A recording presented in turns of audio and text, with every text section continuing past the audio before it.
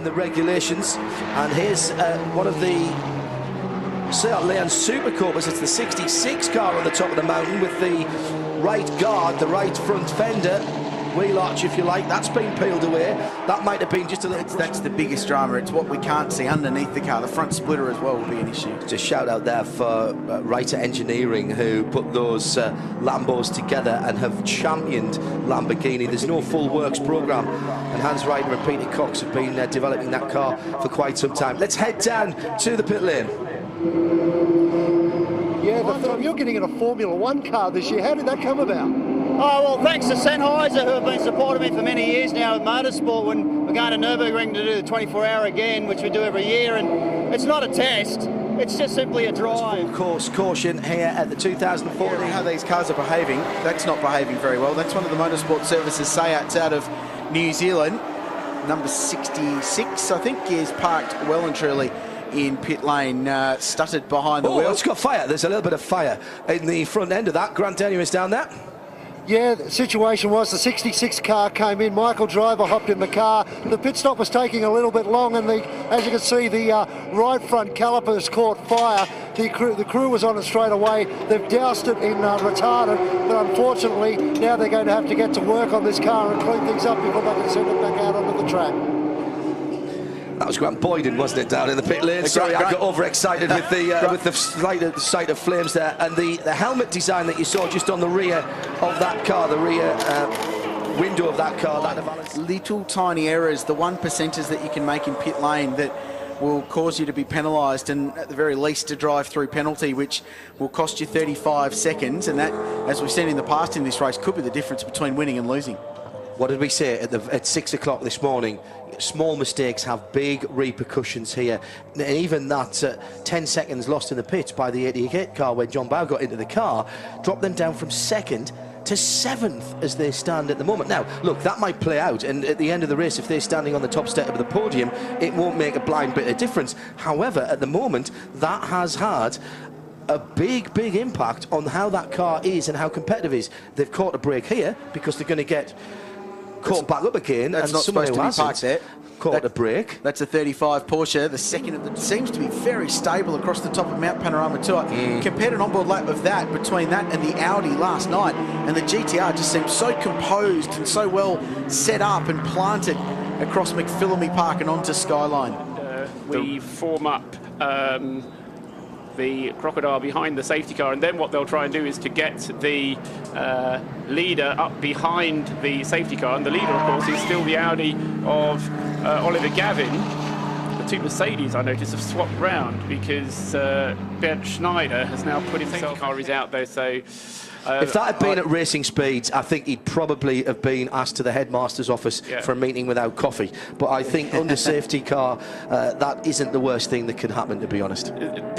The other thing which has happened as a result of this safety car is that the other Erebus car, having got itself back onto the lead lap by the jiggery-pokery on the previous safety car, has managed to get itself not only on the lead lap but onto the tail of the leaders, and is going to be close, if not up with the McLaren that was battling for the lead itself. Now we're seeing the wave by going on again because we had various of the leaders come in, including the 37 Van Gisbergen, who now, by the way, has dropped from...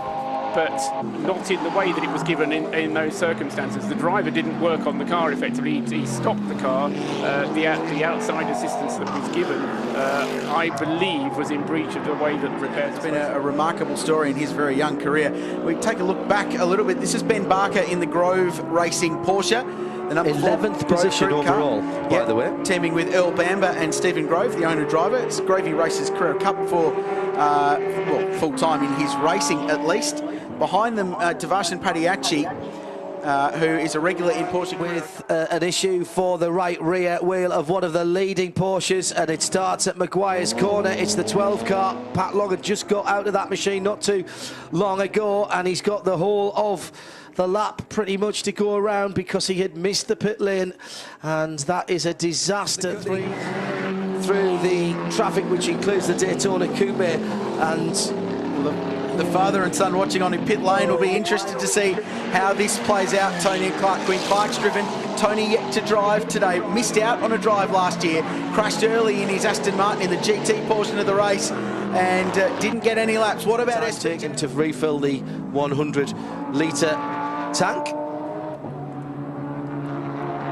And there is the 88 car heading around and up the mountain with Mika Salo, the cool Scandinavian, sitting in 4th position for the Finn. It's good to hear from John Bauer before too, and how relaxed and chilled out he is. He's just spent some time up at the Liqui Moly corporate suite. He's got personal sponsorship from them as well. So and it's still Nico Bastian that leads from Andrew Coccoli. Mika Salo up in the 3rd in the Ferrari.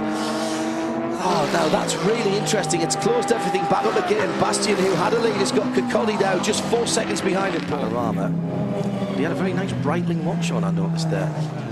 I reckon we've had... We need to make a motor race, and we still have... It hasn't gone out yet. There's a quite high rate of attrition from some of the quicker cars as well. We've lost pretty much a third of the GT3 field, certainly a goodly proportion of the Class A field, and that has just left a little more space out there on the circuit, and people are using that well. I'm making that calculation. If we don't get any more safety cars, if we do get more safety cars, I'm working on about 289 laps. Now the record is 292, isn't it? So we're entirely on schedule to get local hostelries. Have you ever seen an online presence and an online response to this race as we've had this year? I have not in all the years, and I've been fortunate enough to be involved with this race since it returned in 2007, and even the year before that in 06, when it was the Motor Festival event, which of course has returned since over Easter in a different format, but I've never seen anything like it. Also, big shout out is following Clark Quinn around. So now we're looking at a fight for 3rd and 4th between Jaeger and Davison.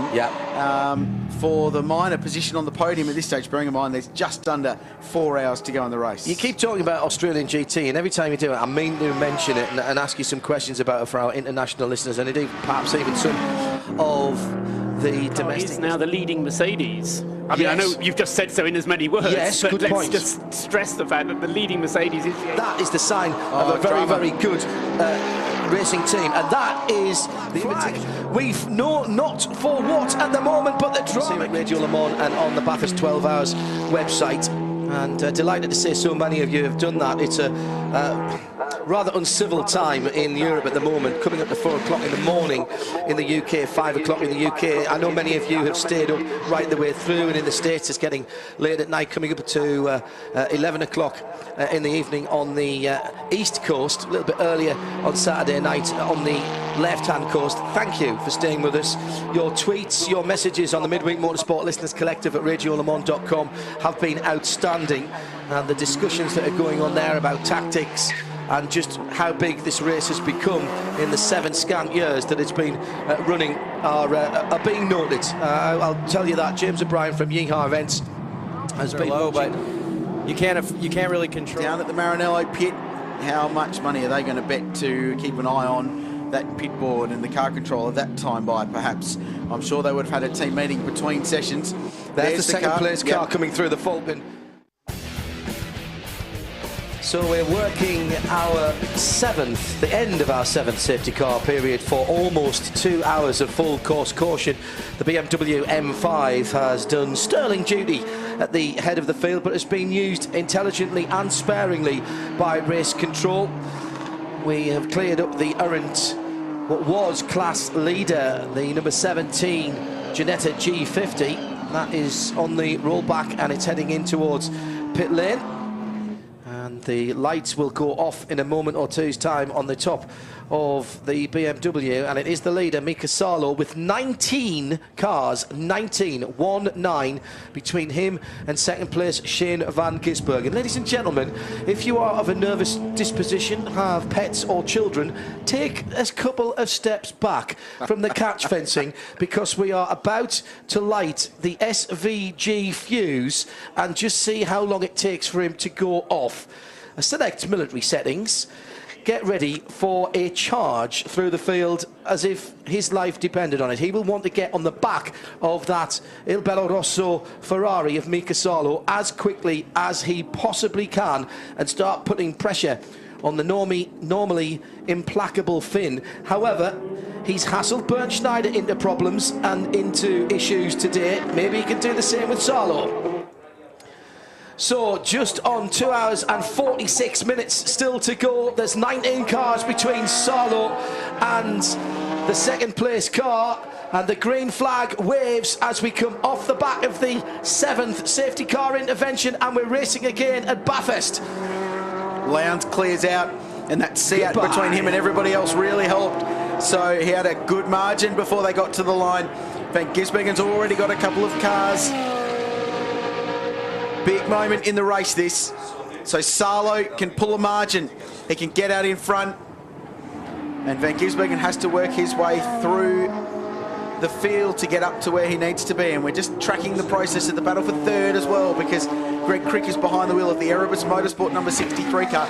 Just to confirm, they're timing that car manually because the incident early on when they hit the back of the Daytona Coupe tore the Dorian, the timer, out of the front of that involved. And why we're saying that is many of you I know will be following along on the Bathurst 12 Hours website, where there is live timing and scoring as well. You can see what we're seeing in the booth, and if you're going to use the social media, make sure you use the hashtag B12HR so that we can see what's going on here in the booth. So that is the third place car coming down the Conrod Straight at the moment. You would think, wouldn't you, that it's a fourth, I think, ahead of Greg Crick, but that is not going to do his reputation with the race stewards very... At Falcon Tyres, and we probably lap and a half to go, I would have thought, under this safety car. They should have a reasonably quick recovery.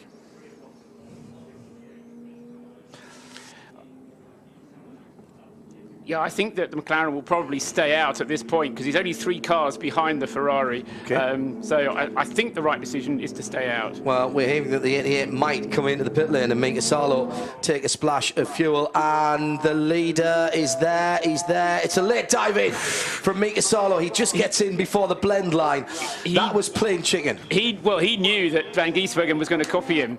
And look how he speeded up there, Paul, before he gets to the line. Now, does Van Gisbergen follow him in? That's the question. He has not. He has followed him in. So this is drama. We're going back to our national TV audience here in Australia in a few moments' time, and they'll pick up on this pit stop. You're listening to Radio Le Mans live from Bathurst, going all the way to the flag. First, and the one that will be in last is the other Mercedes, the HTP car. Ooh. So they're the ones perhaps with the box seats. And coming down to Maguire's the final corner, Maxi Burke. This is where he got second place, and this is where he gets the lead. And you know what? That Mercedes-Benz is doing a great job. Everybody getting out of the way of the leaders. Everybody will be on the Pits to Car radio. But at Bathurst, 12 hours for 2014 started in the half light of dawn at 6:15 this morning. Peter Cox, the first man to go out. The Lamborghini coming into contact with one of the local animals. Then a little bit of a bomb and run by the 84 car. The 84 car in the lane with brake problems. And they had to fight their way back. The stories early on was about pace, about speed in a straight line.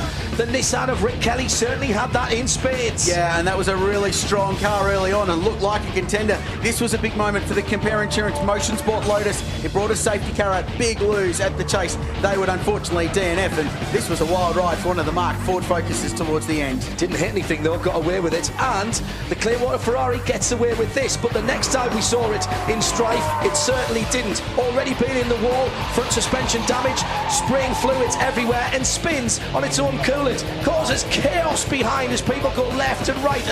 Audi goes into the wall and bends the steering, but the big hit is yet to come. Look at the fluid on the track. Fluid and slick tyres don't mix, and up over the hill comes the Nissan GTR, and there's nowhere to go. That was a massive impact. Fortunately, all the drivers walked away from that one.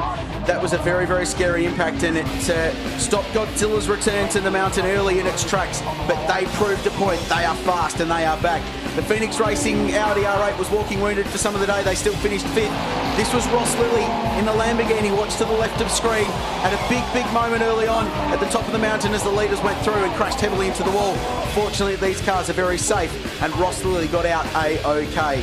This was a light-hearted moment, and this car was through so much today and almost ended up winning the motor race, with Thomas Jaeger behind the wheel. I think had dramas with the gull-wing door, and then Shane Van Gisbergen, Mr. Excitement around the outside at Skyline, almost unheard of. Then we started looking further up the field with issues and punctures for some of the Porsches, including the 12 car. And it was right rear that was the issue for some of those Porsche Clash B cars. But Shane van Gisbergen and Bernd Schneider put on the Bernd and Shane's show for everybody. Oh, that's the lead's taken. Then it goes back to the Mercedes-Benz. You can't get two through the dipper, but they did. And everybody knows how close they were to disaster, even in the pit lane. That was a remarkable piece of driving by two very, very good racing car drivers. And in the end, Erebus decided, no, we don't want to get in this, and they let Van Gisbergen go. Then he attacked the Maranello Ferrari and drove the car off the road on the inside, trying to get through on Mika Salo. This was a big moment and possibly a costly one for a car that led for so much of today. Yes, because although they got away with it there by just losing some of the bodywork, we'll see some issues for it later on. Porsche's airborne in the chase and down into the bunker, down into the top of the mountain. Just a slight misjudgment for the 63 car. Will Davison brought that car home to the end, and here is the possible problems. Maybe a stone or something from that off caught in the brakes, and problems in the pits. Well, they could have been costly for the 88 car. Look at the pit board on the right hand side, it's over the red line. 2 penalties today, remember, for Maranello, speeding in pit lane, 2 k's an hour over the limit. It must be said, earlier on, this was the Phoenix Racing Audi. They had the same problem, a bit careless, left the pit board out, and they got stung for that as well. This was a race a little bit early on as Mika Salo tried to fight his way past Greg Crick.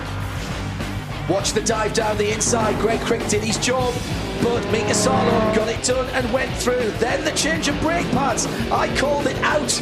Gone. No chance for that car, but it fought back and almost took the victory. And how close to disaster was Craig Lowndes here as he goes all 4 Michelins onto the greenery.